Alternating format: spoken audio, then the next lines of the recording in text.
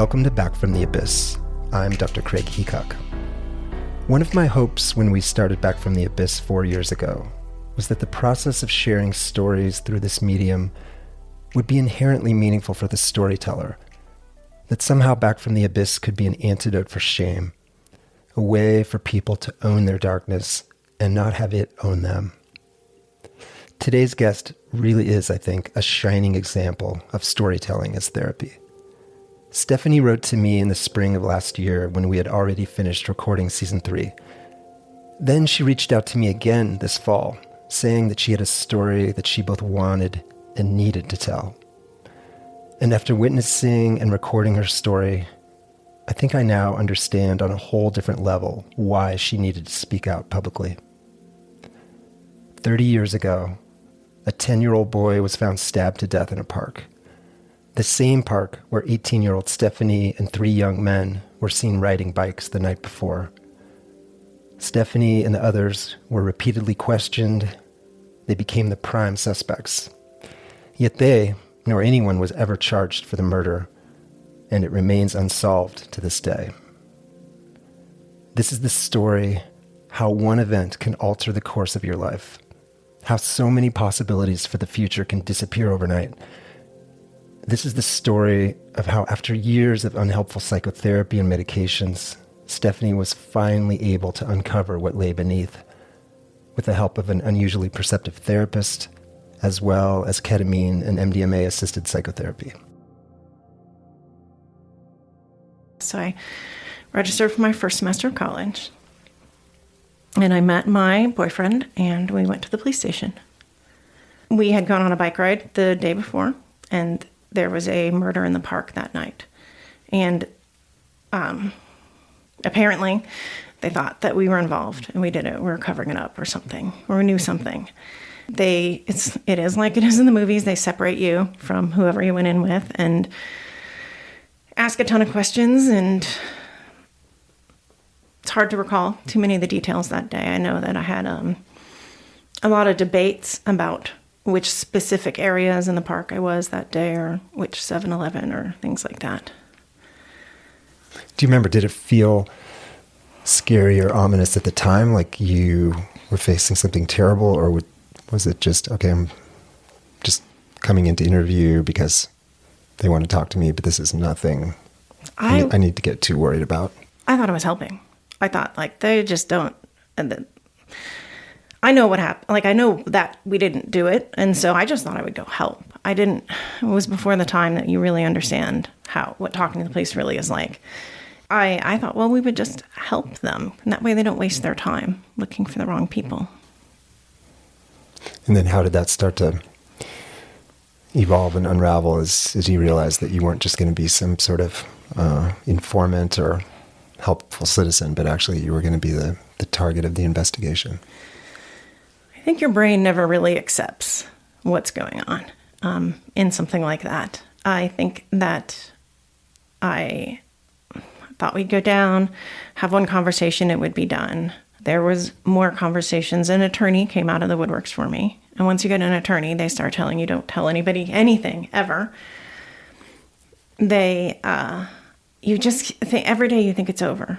And then they search a house, and then you're testifying in front of the grand jury, and then you're subpoenaed for something else. And as much as you're trying to be cooperative and you're trying to help, when you don't actually have the information that they want, I don't know who killed that kid. I don't know. I didn't commit that crime. And to have that asked every single time, over and over, by the police and by the press. And you just think it's not going to happen. You thought it was going to be one conversation with the police and it would be nothing. And then we'll do the grand jury and then it'll be nothing. And then and then you keep thinking it'll go away, and it keeps getting brought up in the press. And even after it keeps getting brought up in the press, there's whack jobs on the internet that want to tell you things that they think you should do. And when did it start to feel real? Like that it was going from you being someone they wanted to question to being a person of interest, to you realizing, like, this is super serious. Like, you are one of their lead suspects for murder. I don't know if it ever felt real, to be honest. I don't know. You stop feeling. You really have to stop feeling because you can't. And then you're angry, you're upset, and it's terrifying that this mass injustice has happened and nobody's actually seeking the truth. It seems so surreal. And even when I tell the story today, it seems so surreal. And I'm met with such disbelief. I don't think it ever felt real. I don't think there was a moment that I thought, oh no, this is really happening. Don't think there was one.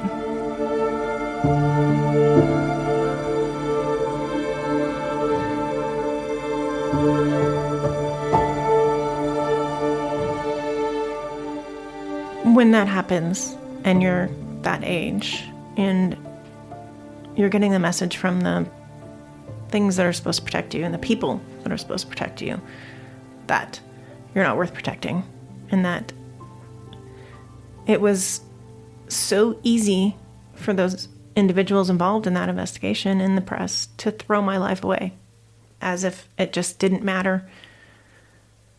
I think this poor kid that died deserves justice, and they matter, and they never got that either. And to treat certain people, and if somebody must know, and if they know and then they help someone cover it up, they gave me this huge message that I don't matter.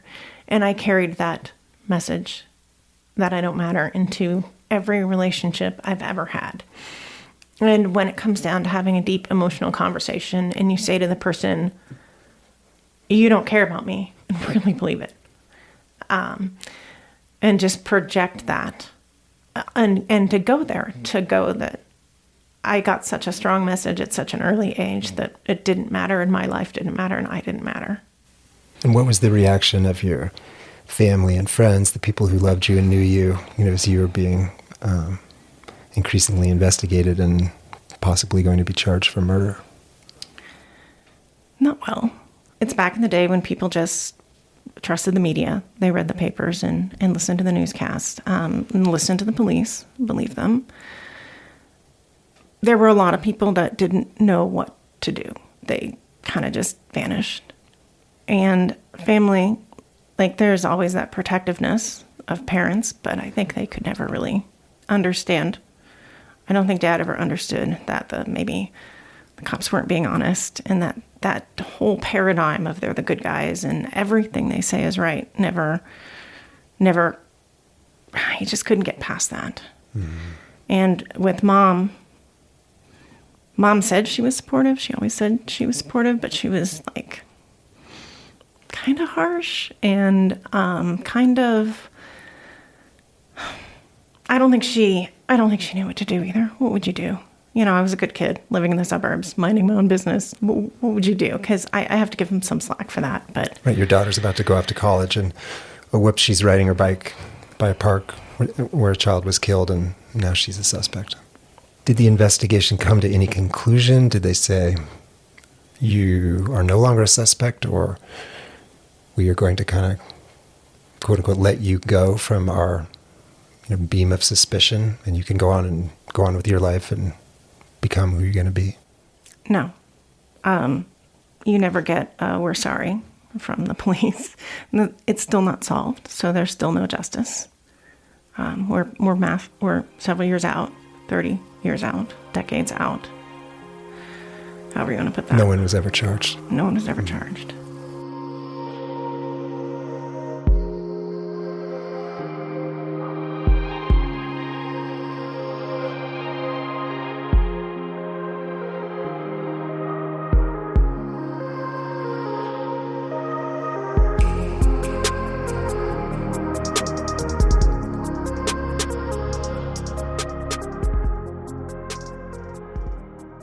So do you just then go to college and move into your dorm and go to classes and just pretend like you're a college freshman who maybe had a awful summer experience that you don't want to talk about? How did that unfold? I did start school, even though I had problems that normal college kids didn't have, like the police waiting for me by my car late at night on campus, even though I'd had an attorney who would answer any questions or have me answer any questions whenever they wanted to. You get used to not trusting anybody and not believing anybody. You also tend to question who you are as a person, because this thing happens, and I didn't relate to it or really understand it, but you have to still go on and live your life with this thing swirling around you. So yeah, I tried to act like it wasn't happening. I tried to. You didn't tell anyone? I didn't need to. There was enough in the press that either you knew or you didn't. How do you think that changed you as a person? That the 18-year-old with hope and plans to go to college and build your life, and then accused of murder, still under a cloud of suspicion, and now you're in college. And I'm imagining some core things about you might have changed. Very much so. It shakes your belief in the goodness of other people. It shakes your belief in your trust in the system. It shakes your belief in everything that you think that you know, because it's so big you don't think it can happen. And I think that at the time you're also this, the possibilities of your life are supposed to be unfolding, and you're supposed to be finding your path and find out who you are. And I didn't get to do that. I didn't get to find out who I was. I just didn't get to. That wasn't available to me at the time. I just needed to survive it and never talk about it. Could you make friends? I'm just imagining you on college campus and knowing, as you said, that people either know or they don't. They've either read about you, this is that person we read about, or they don't. I'm guessing to try to connect with people and be vulnerable and form new relationships would be nearly impossible. It was. I did, now that you mention it, I had a really significant friend through most of my adult life that I met in college. But a lot of times that's where people get their friends. That's where people get their foundation of the adults they choose to spend their life with. And I didn't have any new ones.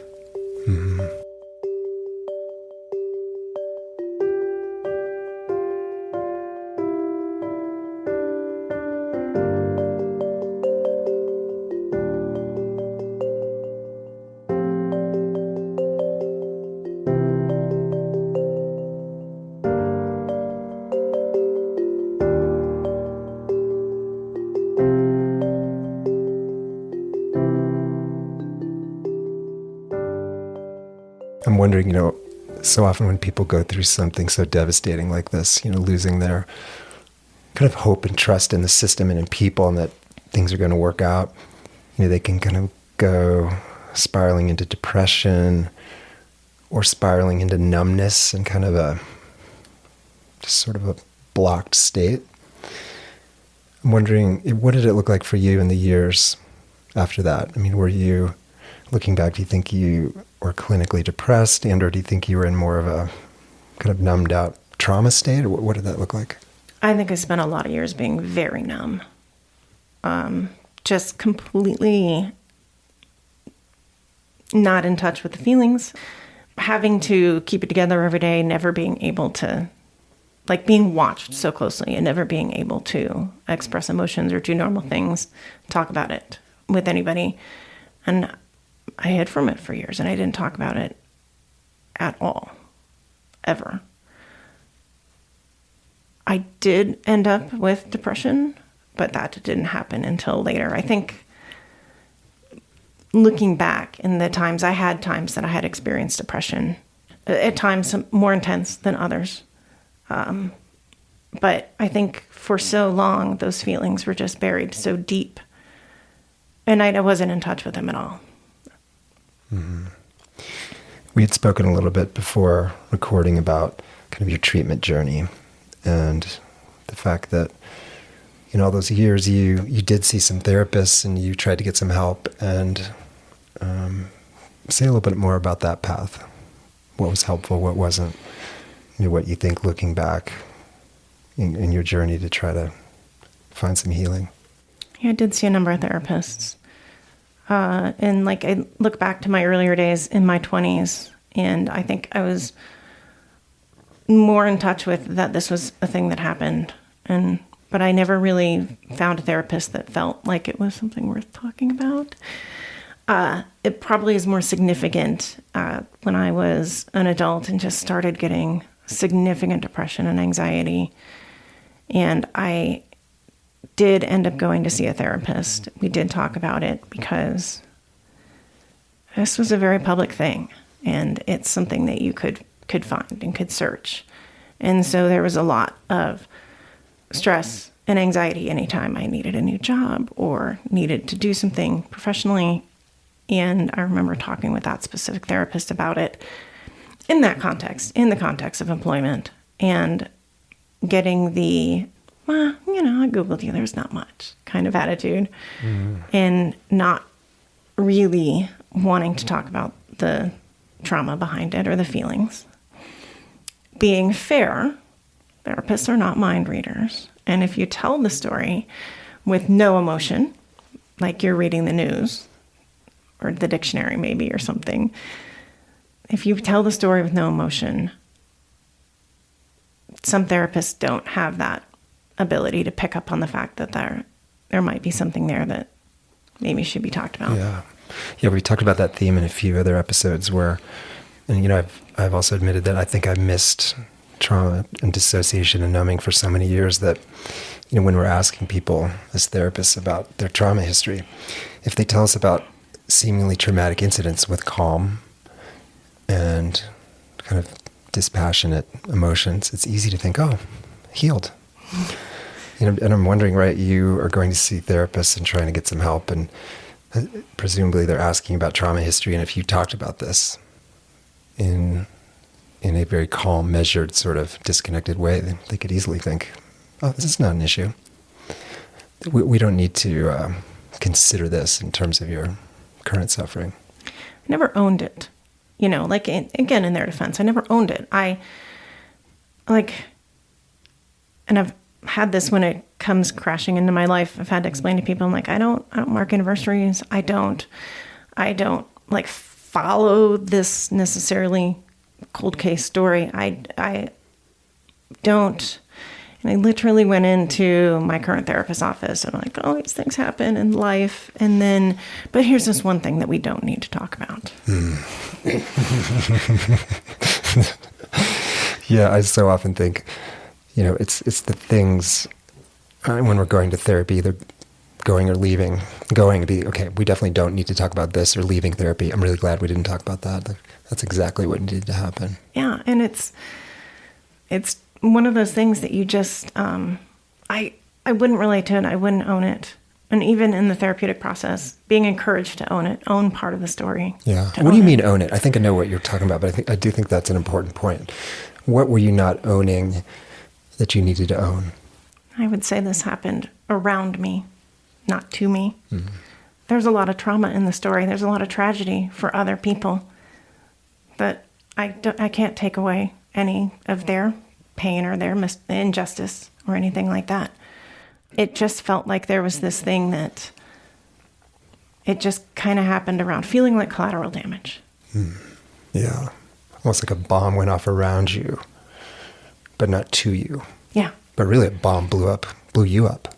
Yeah. And it was such a strange thing because it's really hard to relate and own trauma of something that you didn't do and that you just had to deal with the fallout of what happens to people that didn't do it. Mm-hmm. Or even I could imagine you telling the story at a therapist's office and saying, and then I wasn't charged, and nobody ever was charged, and it was a long time ago. And the therapist thinking, okay, well, let's move on. So glad nothing happened. Yeah, so glad nothing, right. So glad you didn't go to prison unfairly, or the cops didn't torture you, or, starve you to make you give a confession or something. No, they just questioned you a number of times. How hard could that be?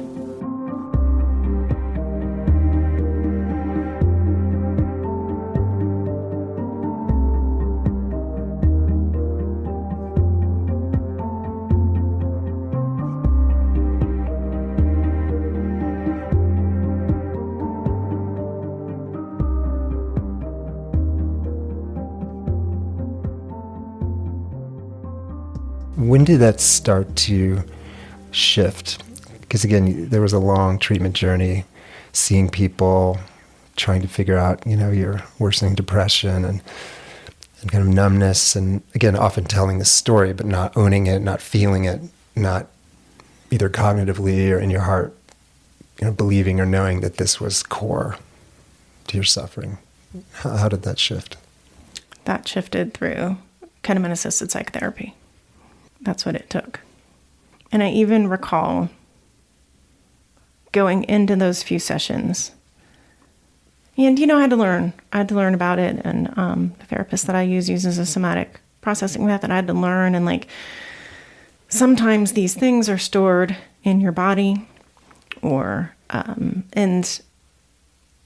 we had conversations. It's like things happen before they learn to speak, so they don't have memories. Or maybe and I remember being so disingenuous with myself that I went into those first few sessions going, man, something there. I wonder what that could be. It seems so silly now. I had been trying to get relief from depression with psychiatric meds. It wasn't going well. And so I had learned a little bit about these therapies, and I thought I'd give it a try.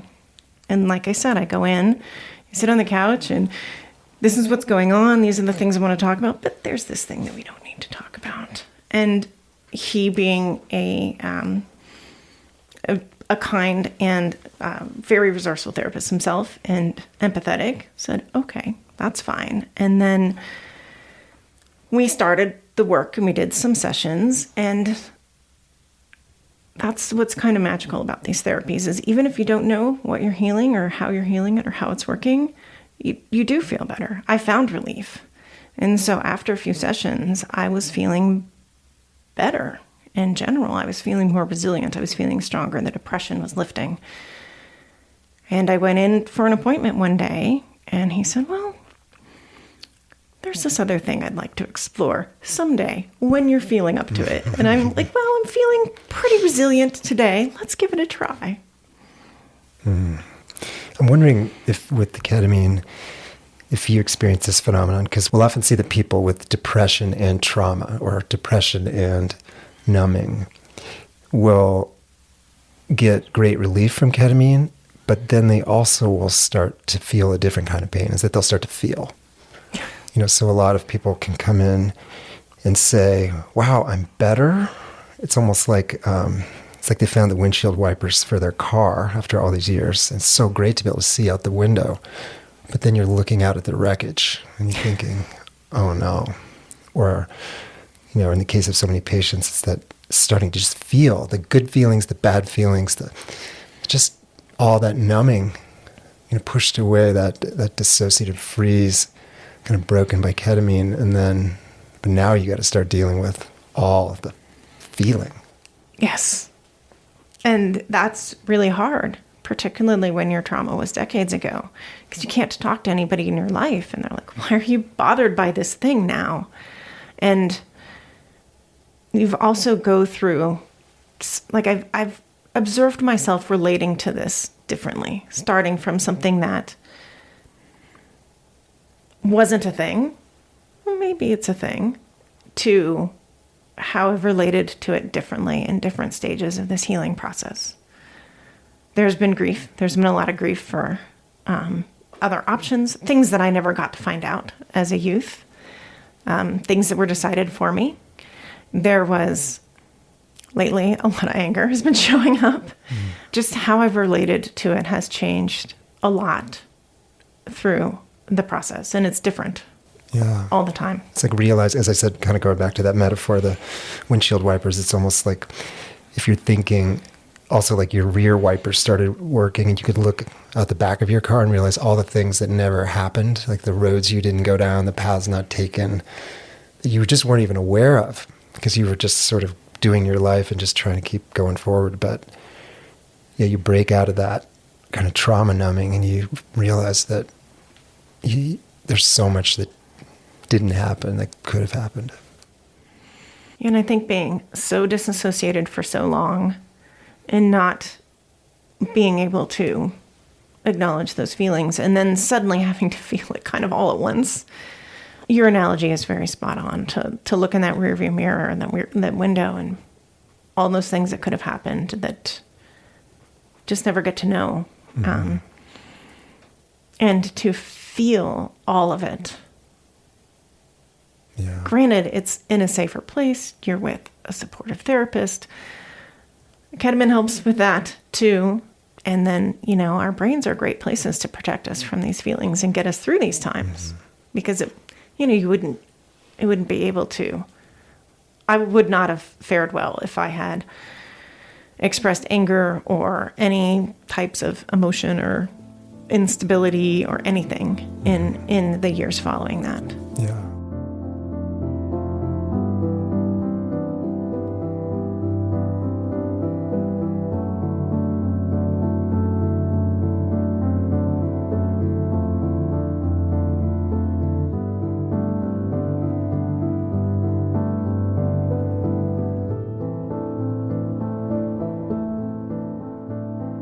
Tell me about your decision then after doing a number of courses of ketamine-assisted psychotherapy. You then transitioned to do some underground MDMA work. Yeah, tell me about how that happened. Well, there's a lot of me that, first of all, never really expects any of this to work and thought maybe it would be interesting or curious to try to see what would happen. And same with the ketamine. When it was starting to work, I was kind of surprised. Didn't really expect it to work. And it's kind of the anti-placebo effect. Yeah. You're not even hopeful expectation. You're like, it's not going to work. Yeah. And I think that because in therapy that my therapist helped me understand that this pulled into a lot of deeper emotions. Already went into it, young adult. What young adult doesn't have self-esteem issues or questions or whatever, moving on to the next stage of life. And because going through this so early on and losing faith that people are good and the world is a good place, and seeing how that affected, just that complete detachment, the MDMA seemed like a good idea to maybe try to break through and get into some of those feeling places again and try to get past some of those feelings that I don't matter, the world doesn't matter, there's no justice, people are terrible, trying to get past some of those feelings. Mm-hmm. Yeah, I think of ketamine as being such a powerful tool for depression, of course, and also breaking through dissociation. But maybe not necessarily doing the deeper work of shame. Not that you can't get there with ketamine, but I think so much of trauma is so bound up in shame and self-blame and self-loathing and just utter lack of compassion for oneself. Tell me how that unfolded. Was there integration work? How many sessions? What did the after integration look like? I only did one session. I did most of the after work with my therapist, my regular therapist. It did enough, beforehand and immediately after to feel supported through that process. But again, in most of these, the magic doesn't necessarily happen that day when you take that medicine that day, and most of it unfolds after. Mm-hmm. How did you know, again, because trust is so core for you, and feeling like you can't, at the core, really not know that that people are going to be there for you and things are going to be okay. So how did you go about finding someone to do underground work with and trusting, deciding you're going to trust them and that they're going to give you the substance? And it sounds like a whole different level of challenge for you versus like going to do ketamine-assisted psychotherapy, which is legal and people are licensed and you can look it up on the internet. I even look back, it seems very out of character. And for some reason, I decided in that moment to trust. And there also gets to be a point where you know how bad it can be. You've been through really, really bad stuff, and you know how bad it can be. And you just think that I can't get much worse. I know that's not a great attitude, but I think in that moment I trusted and I was ready and prepared enough through the really supportive sessions that I had going into it. Mm-hmm. Did you go into that one MDMA session with any particular intentions or work you wanted to do, or conversely, was it just wanting or willing to be open to what unfolded? I wanted to work on these feelings attached to this specific event. Mm-hmm. Shame feelings. Didn't know it going into it. That was actually one of those things. It was just feelings, came like out bad of it. feelings. Yeah. But not, right. I didn't know that I had shame until after that session. That actually came up for me. That's one of the memories that I have during that session. Just with psychedelics, there's a lot of these things that happen that don't really make much sense. It's pretty mysterious. It did feel like, there was a huge crack, and it felt like there were these like other beings, other me's, other things outside of me, that all suddenly show up in real form in the room that day, just kind of all mysterious like that. But again, I did not have, I'd read the data. I didn't have this huge expectation of what was going to happen. So you weren't thinking you were going to walk out of there after one MDMA session with this big cure? I'm healed. Completely healed. That would be cool.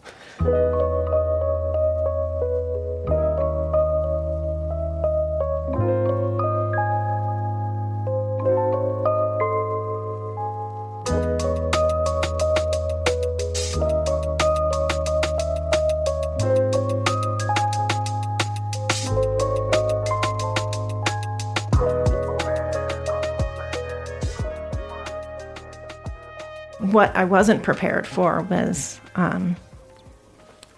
what happened after. And in those first couple days after, just being so emotionally raw, so brutal.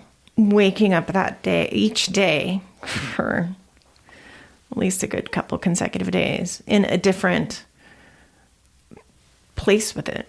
Grieving the lives that I didn't get to have, grieving the choices that I didn't get to make, questioning everything. In a way that you had not been able to grieve before. Never. And one of the people I was with that day, I married, it's my husband, woke up one day questioning, like, would we have even picked each other? Had that not happened, we don't get to know. We don't get to know. I mean, he's my rock. It's been great that we've been married, but I don't get to know. And that was frustrating me and pissing me off. I didn't get to even know that I chose the person I married through how people usually choose these things. I didn't get that opportunity. I didn't get to do all these other college experiences that people typically have in college. I mourned the lifetimes that I'll never have. Then I was angry, and we were still pandemic time, working from home, and it's pretty easy to keep it together for an hour-long Zoom meeting. But then my poor husband is like, "You're crying about what today?" Just the aftermath was really. What a powerful example of why therapy after, say, an MDMA session, integration after, is so important, because all this stuff just gets pulled up and just pouring out. And if you don't know what to do with it, you could easily imagine, like, if you had just done that session and then been alone with it, you could have thought, wow, I did that MDMA thing and it actually made me worse. It made me more sad, more grieving, more angry, more resentful, more confused. Versus if you have a place where you can explore that and work with it and realize, no, this is actually a gift. This is the churning, suppressed, repressed feelings that have been down there for so long that are now coming up, like this gift from the sea to work with, if you can only figure out how to do that. And I think that's how I felt after. Like the medicines in these treatments, they give you the things that you need, and then you don't process it immediately. Then you have to take what you're given, go back to your regular life, and then deal with it. They give you the material that you can then work with later. You said prior to that MDMA session, even going into it, you didn't even fully recognize that shame was fundamental. I had no concept that shame was even a thing for me. And even one of the therapists in the sessions did say something like that, like, this was public. You were publicly humiliated. And I remember never having connected with those words before that. Yeah. Publicly branded, potentially murder. It's very public. And that publicity never went away. You never get free of that. And I never really dealt with the fact that it was so public. And I think actually the publicity of it all made it even worse, because then you can't feel any of it even more. What did it look like in those days and weeks after MDMA, where, again, shame is kind of coming more front and center, and you're doing work with that with your therapist? I mean, how did you work with that, come to understand that? How did that evolve? I think it was so profound, even figuring it out. Again, in such a strong therapeutic relationship that I have, that you finally in your life feel like this person knows all of you, actually sees you as you are. Maybe you don't get to be seen necessarily as you are by others. And to be able to deal with something like that in in a supported, protective place through therapy. And again, it took a while. And again, when something like this happens to you, it's not something you can say often, talk to, and people have things they connect with others about through shared experience and through finding common grounds. And this is not one of those things. Mm-hmm. And I did realize there was a shift from this thing that I never talked about to actually being able to talk about it and share it with peers and people in my life now. And that was healing too, in the sense that they don't quite get it and they're only hearing what you're telling them now. But the fact that I was met with empathy and concern versus suspicion and worry, or I don't even know what else was it before. Mm-hmm. I mean, my sense has been that, not only one of the antidotes for shame, but a marker that shame is diminishing and disappearing is when we can speak openly about something. I'm thinking of even in 12-step groups, there's so much shame with addiction. And how do 12-step groups start? Hi, I'm Craig, I'm a drug addict, that kind of thing. You just put it out there. And I've talked to other people healing their trauma. Mm-hmm. And their stories will be like, well, this thing happened to me and I was ashamed of it, but I was, I didn't ask for it. I didn't want it, and it just happened, and dealing with that. So I understand that, and hearing how other people deal with their trauma. Never occurred to me that was some of the reasons why behind not talking about it. Mm-hmm.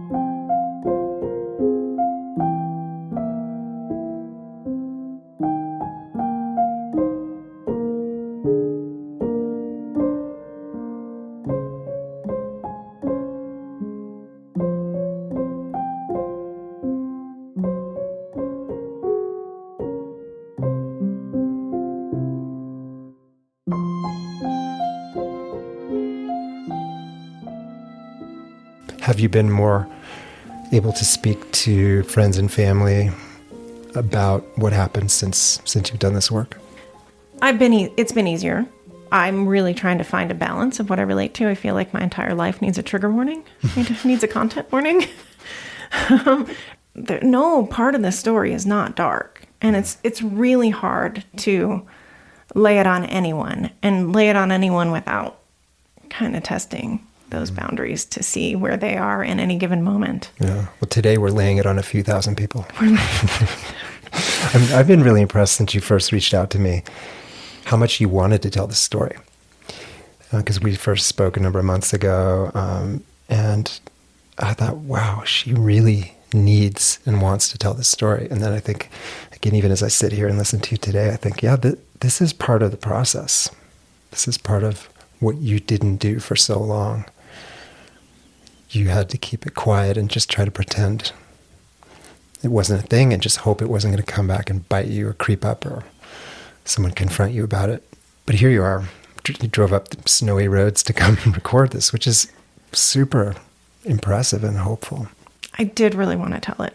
Part of that, there's an ownership factor there, and never having been able to do it, and never not been able to talk in the moment, and then not talking, just choosing or burying for years. I really did want to tell it. I thank you for that. Yeah. Where would you say you are now? Like, you've done a ton of work on this, in your healing path. And even before we started recording, you and I were sort of joking about this back from the abyss thing that, sometimes you never really get out of the abyss, or at least you're only partially out. But where are you in terms of moving out of the darkness? Because it's clear that you've come a long ways, but what still haunts you, or what do you feel like you still need to come to some sort of terms with for you to move forward in the way you want to? I feel like I'm circling the abyss in a given day, and it changes. And I don't know if I can ever truly feel healed. I wish there would be a resolution. I wish somebody knows something, and I wish somebody would confess, or I wish there would be a conviction. I don't know if there ever will. I don't know if this kid will ever get justice. But I wonder how much that would really fix things. Like, I'm imagining tomorrow the person confesses. Let's say he's already locked up somewhere and he confesses. I'm imagining there'd be some degree of peace there, resolution. But all this other stuff, as we said, looking out the rear view mirror or the rear window of your life, none of that changed. It wouldn't change whether any of it. They get a confession or figure it out, with some DNA tomorrow or next year, like that. No, that's done.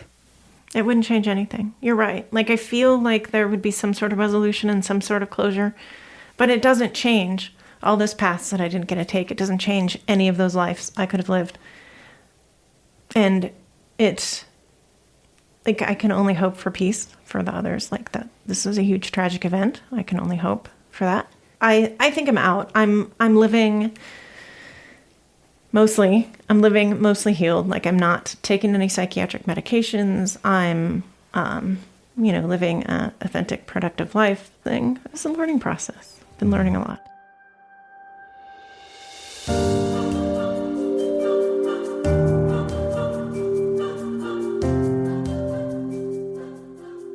I see Stephanie's treatment journey unfolding in 3 steps. Ketamine-assisted therapy to alleviate her depression and crack open her dissociative protective shell. MDMA-assisted therapy to reveal her core shame wound. And then the process of putting together her story, of owning what happened to her, and sharing with all of you a story that she can now hold both in her head and in her heart.